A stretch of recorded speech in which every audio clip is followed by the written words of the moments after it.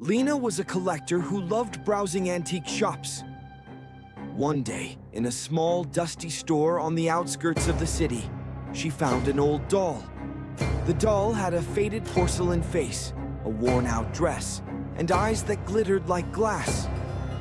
When the shopkeeper asked if she wanted to buy it, Lena hesitated for a moment. The doll's gaze made her uncomfortable, but something about it compelled her to take it home.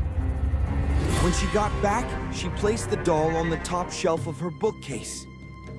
That night, as she was about to fall asleep, she heard soft tapping sounds coming from the living room.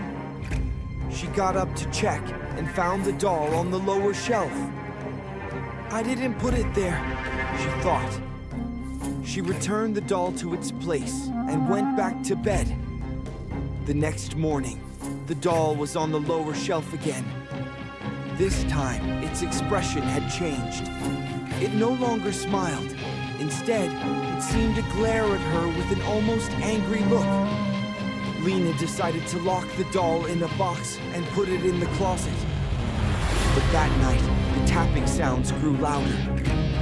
The closet door creaked open, and the doll crawled out on its own. Lena watched in horror as its eyes turned a deep red.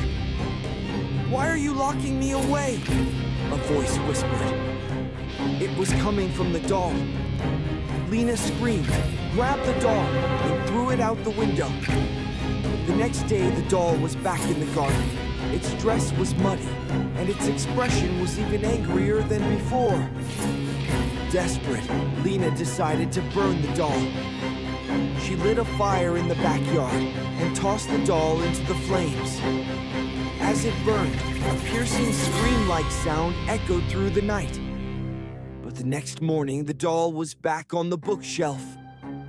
This time, its eyes were completely black, and it held a small note in its hand. "You're mine now." From that day on, strange things began happening in Lena's house. Objects moved on their own, whispers echoed through the halls at night, and the temperature in the house dropped inexplicably. The worst came one morning when Lena looked in the mirror and saw her face slowly morphing into the doll's. She tried to get rid of the doll again, burying it, throwing it into a river, even smashing it with a hammer. But it always returned, its expression growing more sinister each time. One night, Lena woke up to find the doll sitting on her chest, its cold porcelain hands gripping her shoulders. "You can't escape," it whispered. "You're part of me now." The next morning, Lena was gone. The house was empty, except for the doll, which sat neatly on the bookshelf, its face now eerily similar to Lena's. The doll is still there, waiting for its next owner. Months later, a young couple moved into Lena's house. During the move, they found the doll in the attic. The wife, Sarah, thought it was charming and decided to keep it. That night, as they unpacked, Sarah heard soft laughter coming from the living room.